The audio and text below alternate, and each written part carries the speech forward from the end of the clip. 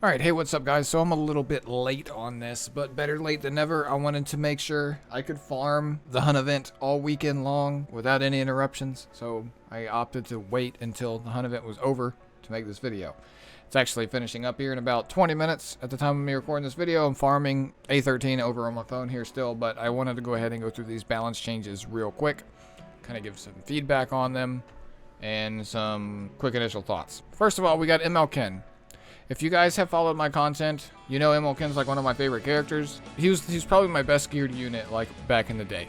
And I used him a lot. I used him a lot in Guild Wars. I used him in RTA all the time. And he's kind of fallen out of the meta because of just the way the game has gone now. And they felt like they needed to make some changes to him. So we're going to go through those real quick. I don't see the need in reading the entire thing. We'll just talk over the additions and how I think that affects the unit, right? So his passive, they added 30% ER, which is good. You know, it's free stats. Getting free stats is always good. When his S3 is available, I'm assuming this is after he counters, he gains 25% CR. And I know this is very controversial in what people are talking about so far, saying it's a nerf, saying it's not a nerf, or whatever. I do think, in the way I used to use MLK, where you would just slap invincibility on him in auto Guild War, with his change, he's not going to be able to do that. So in that instance, I think it is kind of a nerf. People are saying, oh, he's going to get rid of his immunity faster, which isn't that really big of a deal because typically you want to build him really high ER anyways. Immunity is just kind of like a bonus. Yeah, I don't think losing immunity is that big of a deal. I think the bigger change is that he always crits with his S3, which is insane because, like, I was a big advocate, like, when I built my MLK, was like, you need crit chance on him. I felt like he just needed crit chance. Otherwise, you know, you're just relying on a counter gimmick. So you want him to hit hard with his S3. Now you don't need that, which means he only really needs 5 stats. It's effect resist, crit damage, attack, defense, and health, right? That's 5. Those are the only 5 stats he needs. You can get those into sets. You don't really need speed because he's going to gain CR and counter anyways, and typically you're going to pick him in a situation where he's going to get counter attacks, or he's a dead pick. In RTA and in Guild War, and in PvE too. If he's not getting hit, he's not getting counterattacked. So there's that. They gave him 5% more chance on defense break, which is kind of irrelevant. To be honest, that doesn't really make a difference. Honestly, if they gave him like self-defense buff or something, I think that would have been nicer than, you know, 5% more chance. Maybe that's just too much. So yeah, I think he's going to be easier to build now that he gets free ER. I think this plus his self-imprint is like 53% free. And I know some people were asking, like, maybe you could build him on lifesteal with Strax now or whatever. That's a possibility. I still think, like, you need Sigrets. Like, MLK is not a unit without Sigrets. He just fucking dies, right? I don't think lifesteal is going to give you enough heal. That's just kind of my thoughts on him. I don't know. Mine's plus 15. The problem with him is he needs very specific gear, and it's the type of gear typically you're not looking for. Like I said, it has to be a combination of those stats. Basically, he needs the same kind of gear as Fire Charlotte in a sense, because she doesn't need crit either. But he needs effect resistance too. So you're looking for like tanky stats with attack and crit damage on resist sets, for example. You're looking for damage on defense sets, on health sets, you know, to get the bulk he needs. It's just very unorthodox gear, which makes him really hard to build. I think he's probably the hardest unit in the game to build right now. To build really well. So that's my thoughts on MLK. I don't know how good he's gonna be. I think he's completely gated by gear, period. Like, you need good gear on him for him to perform. Even then, still may not be that good. So who knows? This is one of the things where time will have to tell. I think the fact that he always crits is a good change for his S3. So I think it's a buff, or at least for RTA. So we have Operator Sign here, or Sigret. So they gave her speed scaling, which isn't a huge buff, but it just gives her more damage, right? The biggest thing is the fact that she ignores ER when the target's granted a barrier. Yeah, I've already been dumpstered by some ML Sigrets in RTA. I don't understand why she got a buff. It's kind of out of left field based on what people are saying and what I've seen. She seemed like she was fine. And there's other units that could use the buff more. But what do I know? I just came back to the game, so yeah. I think she's a good unit, and she was good to build before her buff. Now she's just better.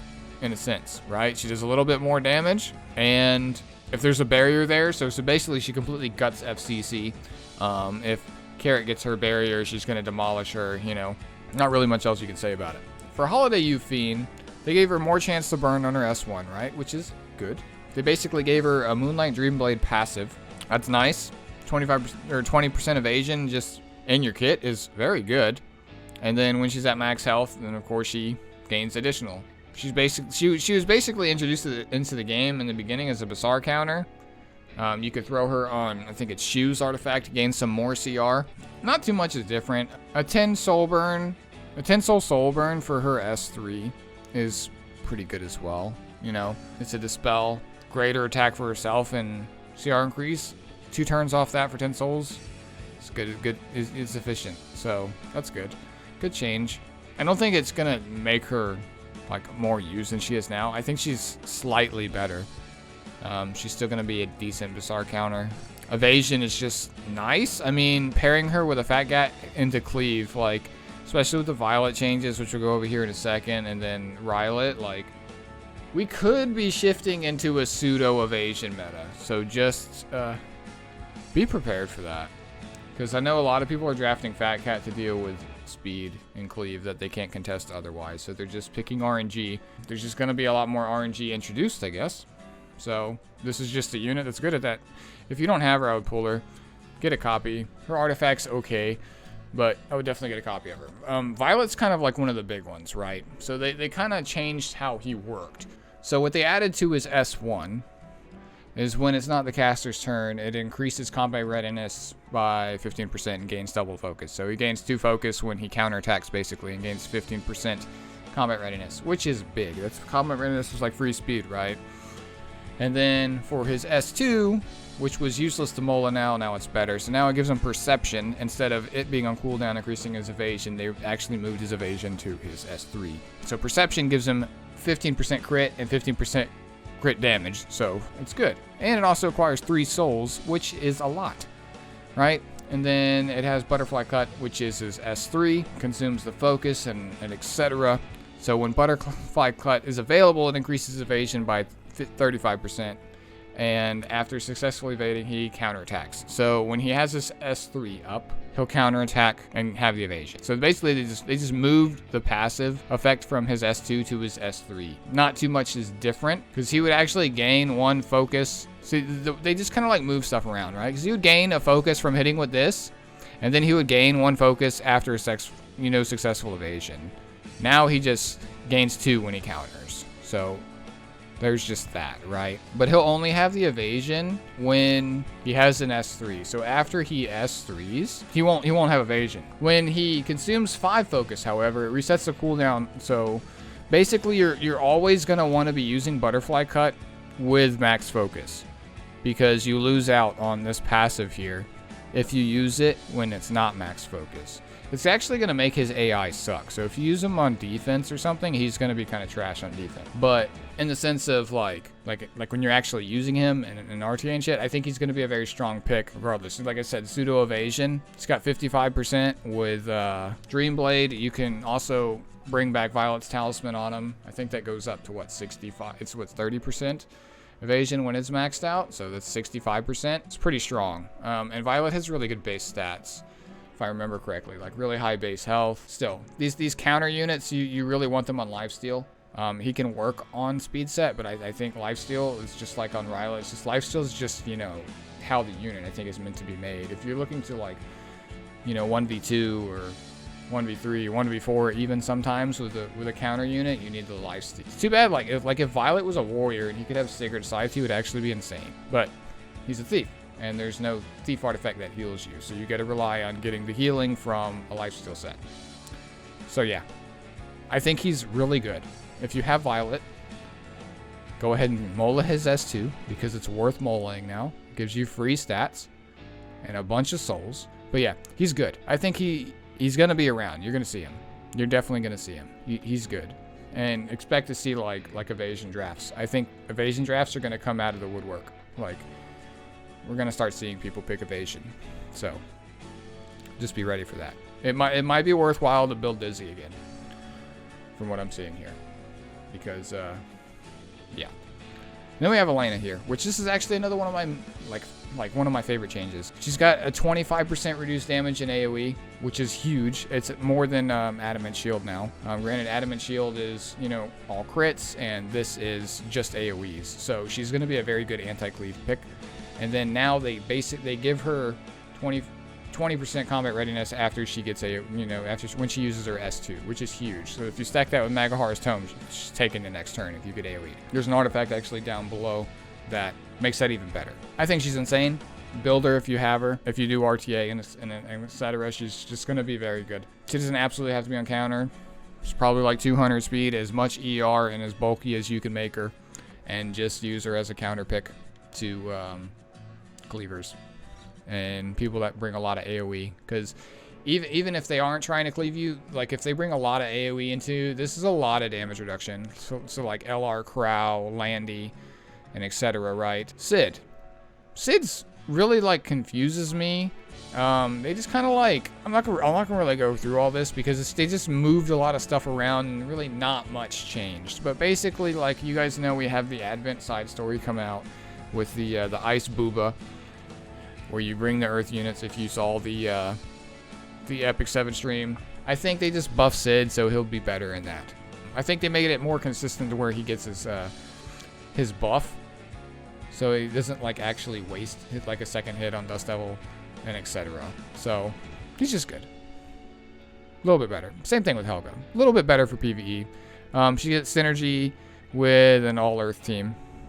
PvE. You're not going to fight all Earth teams in PvP. So I'm not going to go over too in-depth into those. That's really just it. And then we have the Doctor's bag change here. I pulled one of these when I pulled Ray, and I sold it. And I haven't pulled one since, because Ray kind of came out late into where I quit. So, yeah. I don't have any copies of these. I think this is a very good artifact. And like I was talking about with Elena up there before, yeah, it has a Dispel on it now after using a non-attack skill, only activated once every 3 turns. This is essentially a Momo S2 in an artifact, built into an artifact that has a 3-turn cooldown. That's stacked into another ability. This could be decent on Deanne, but she already has her own Dispel. Units that cycle really fast, like even like Acades, right? Acades could be pretty decent on this too. But I think Rod of Amaryllis is probably still better. I think this is really just made for Elena to completely cuck Basar. I haven't seen too much of Basar since I've been back, but you know, he's still around. So basically when Elena uses her S2 and she boosts herself up, like if she's equipped with this artifact, she's also going to cleanse the unbuffable off your team, which is pretty big.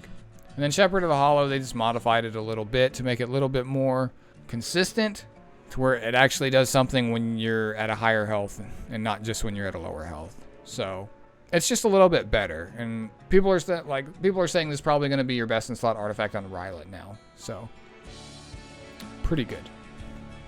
But yeah, that's it. Just wanted to go over everything real quick.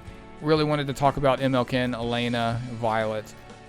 Those are the biggest change. Like, you know, like this is probably, like Sigret's probably the most impactful change, but like the most interesting changes to me are like MLKen, Elena, and Violet. I think those are going to be fun units to play around with. I don't have Operator Sigret.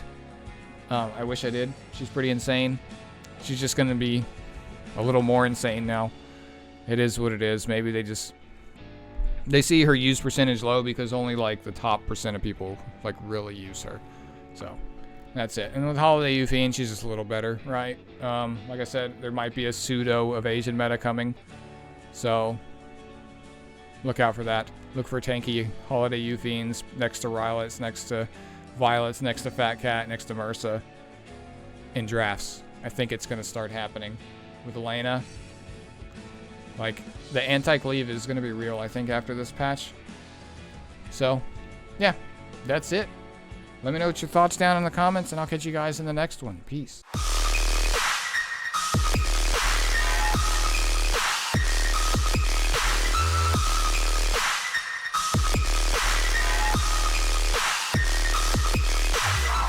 Yeah.